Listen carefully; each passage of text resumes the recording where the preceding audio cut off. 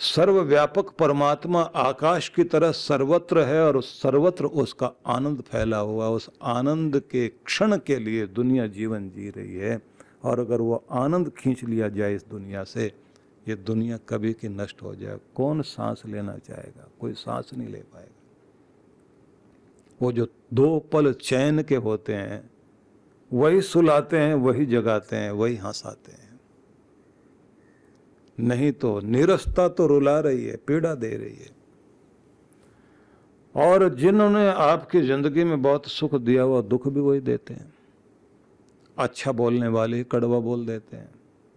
चाणक्य ने इसलिए अपने सूत्रों में एक बात बहुत अच्छी कही है कि जो बहुत ज़्यादा तारीफ कर सकता है तो बहुत ज़्यादा निंदा भी कर सकता है। गुण उसके पास दोनों हैं। वो कब पलट जाए इसका कोई अंदाज नहीं है, ये ध्यान रख लेना। ये दुनिया के 2 किनारे तुम्हारे साथ चल रहे हैं। सुख देने वाला कब दुख दे जाए, मीठा बोलने वाला कब कड़वा बोलने लग जाए, कब अपना बन करके कोई पराया हो जाए और कब कोई पराया होकर अपना हो जाए। लेकिन दोनों किनारों के बीच में जो जल धारा बह रही, रस की धारा बह रही, वो आनंद अगर किसी की जिंदगी में ला रहा है तो परमात्मा ने बहाया है, उसकी कृपा से ही जीवन में आता है। नहीं तो आदमी की ज़िंदगी में ये आनंद रहे नहीं, नीरस हो जाए। और फिर जब नीरस हो जाता है आदमी, इसी को कहा कि आनंद क्या है? प्रेम आनंद है, शांति आनंद है, संतुष्टि आनंद है, तृप्ति आनंद है, धैर्य आनंद है। जिंदगी जीने के लिए जो भी वो चीज़ें जो आपको आनंदित करती हैं, सुरक्षित करती हैं, उन सबको मिला करके आप एक शब्द में जोड़ सकते हैं, वही है रस, जो परमात्मा से व्यक्ति को प्राप्त होता है। उसी को आनंद कहा गया। उस आनंद की प्राप्ति के लिए हर व्यक्ति छटपटा रहा है। अब उसको हम ढूंढ रहे हैं। कोई उसको सत्ता में ढूंढता है कि मेरे पास सम्मान भी आ जाए, सुरक्षा भी आ जाए, और धन भी आ जाए, और मेरा प्रभाव भी आ जाए। किस लिए? बोले बस इससे मुझे आनंद मिलेगा। विद्यार्थी पढ़ रहा है कि पढ़ाई पूरी हो जाए, किस लिए? बोले इससे मुझे आनंद मिलेगा, और फिर जब नौकरी लग जाएगी, पैसा वैसा आएगा, बहुत खुश हो जाऊंगा मैं। अब उनका क्या है, जिनकी पढ़ाई भी पूरी हो गई, डिग्री भी मिल गई, लेकिन नौकरी नहीं मिली। पहले तो कहते थे कि बस पढ़ाई पूरी हो तो मेरी जिंदगी में आनंद आए, लेकिन पढ़ाई पूरी होने के बाद भी उनका आनंद नहीं। हाथ में डिग्री जरूर है, आनंद नहीं। लेकिन एक वो भी है, डिग्री काम आ गई, नौकरी भी मिल गई, लेकिन रोज परेशान है ऑफिस जाते हुए। आज ये परेशानी, आज वो परेशानी। पूछा तुम्हारा आनंद? बोले थोड़ी सी सुरक्षा तो जरूर मिल गई है, रोजी रोटी चल रही है, लेकिन आनंद नहीं पता कहाँ रहता है। क्यों? दुखी बहुत है। तो घर में तो सुख शांति होगी? बोले घर में भी दुखी है, और जहां जा रहे हैं वहां भी दुखी, रास्ते में भी दुख ही दुख है।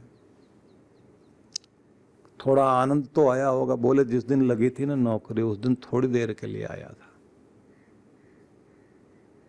दोस्तों के साथ आनंद मनाया भी था, घर के लोग भी बहुत खुश हुए, तो थोड़ी देर आता है, चला जाता है।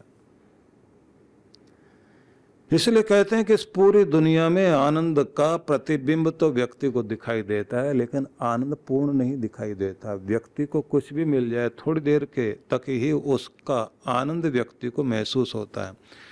पिछले दिनों मैंने आपको बताया था कि एक बहुत बड़े मनोवैज्ञानिक हुए हैं अमेरिका के।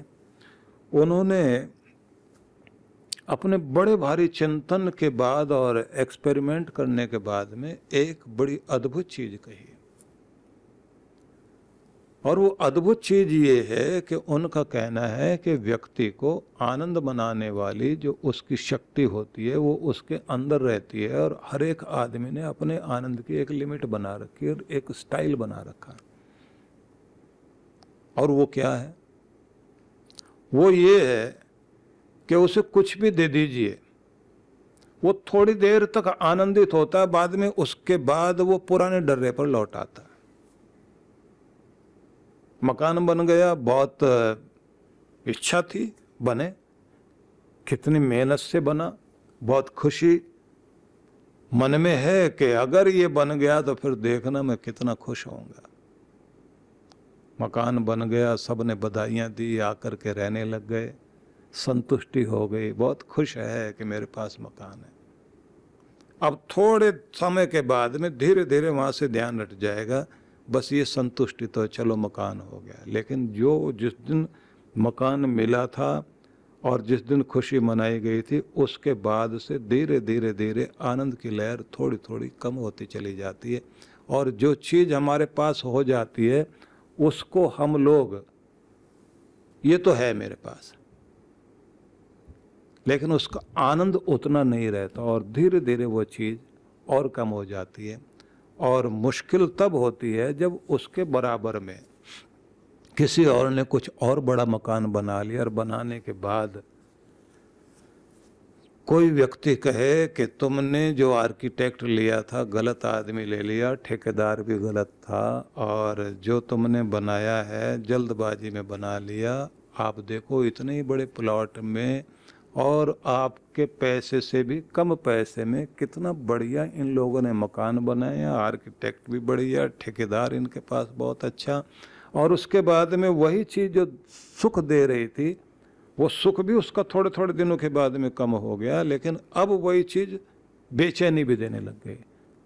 मैं उसके कारण बेटे ने बोल दिया था, भाई ने बोल दिया था, जल्दी से बनवा लो, यही टाइम है। अगर थोड़ा धैर्य रखता तो कितना अच्छा बनता। अब इसके बराबर वाला मकान मुझे चिढ़ाता है। तो अपेक्षा करते करते आदमी फिर तुलना करता है, तुलना करते करते व्यक्ति सुख देने वाली चीज़ में फिर उसे लगने लग जाता है कि अच्छा तो है लेकिन उतना अच्छा नहीं जितना हो सकता था। और फिर दूसरे का देख देख कर व्यक्ति को अपने अंदर हीनता की भावना साथ में आने लग जाती है। अब उस मनोवैज्ञानिक की बात मैं आपको बताने लगा हूँ। उसका ये कहना है कि आपकी एक लिमिट बनी हुई है, एक परिधि बनी हुई है, उतना ही आप आनंद ले पाते हो, उसके बाद में फिर आपका चेहरा वैसे हो जाता है। आप फिर से दुख में लौट आते हो। होना ये चाहिए कि थोड़ी देर के लिए आपको दुख परेशान करे, लौट करके बच्चे की तरह से आप फिर अपने आनंद में लौट आओ, तब तो आपको जीना आ गया। बच्चे को चोट लगेगी, बुखार होगा, कोई और चीज़ हो जाएगी, वो रोएगा, थोड़ी देर के लिए परेशान होगा, लंबे गहरे सांस भी खींचेगा, उसके बाद में शांत होकर के आनंदित हो जाएगा। वो आनंद में ही रहता, खुश ही रहता, हंसता ही रहता है, क्योंकि उसकी ज़िंदगी में आनंद बहुत अधिक है। ये समझ लीजिए कि अगर उसके जीवन में सुख की बात करें तो 90% सुख है, 10% ही दुख की सीमा आप जोड़ सकते हैं। वो थोड़ी देर के लिए जो है दुख को दुख मान करके रोएगा, पीड़ित होगा, उसके बाद उसको भुला देगा और अपने सुख में लौट आएगा। हम लोग थोड़ी देर के लिए आनंद में आएंगे और आनंद में आने के बाद में लौट करके अपने दुख में चले जाते हैं, क्योंकि हम लोगों ने अपनी एक लिमिट बना ली है कि इस लिमिट में हम लोग जो है सुख को मानेंगे, और दुख की लिमिट हमारी बहुत लंबी हो गई। कारण क्या है कि हमने बचपन से लेकर अब तक जितने भी कोई दुख और परेशानियां देखी होंगी, उनको फैलाते फैलाते छतरी की तरह इतना बड़ा कर लिया उसे कि वो छतरी तान के चल रहे हैं हम लोग। तो ये बात ध्यान रख लीजिए कि जीवन में आनंद चारों तरफ होने के बाद भी हम आनंद को नहीं मना पाते। लेकिन उपनिषद में आगे जा करके एक बहुत बड़ी कमाल की बात कही। उन्होंने ये कहा, जब पूछा कि ये आनंद है क्या और ये मिलता कैसे और ब्रह्मानंद क्या है, तो इन्होंने आगे जाकर के ये कहा है कि एक व्यक्ति इस दुनिया में जो सफल व्यक्ति है, उस व्यक्ति का आनंद क्या होगा।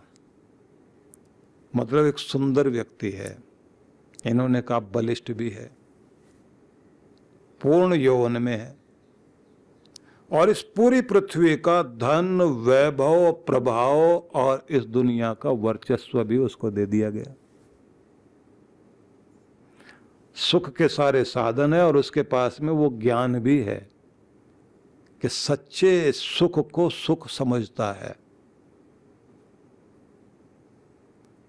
अब उस सुख वाले व्यक्ति को, मतलब मनुष्य युवा हो, श्रेष्ठ हो, पठित हो, पुरुषार्थी हो, सुशिक्षित हो, सुदृढ़ हो, बलवान हो, और उसे ये सारी पृथ्वी धन वैभव और विलास से पूर्ण मिले और जो आनंद वह भोगे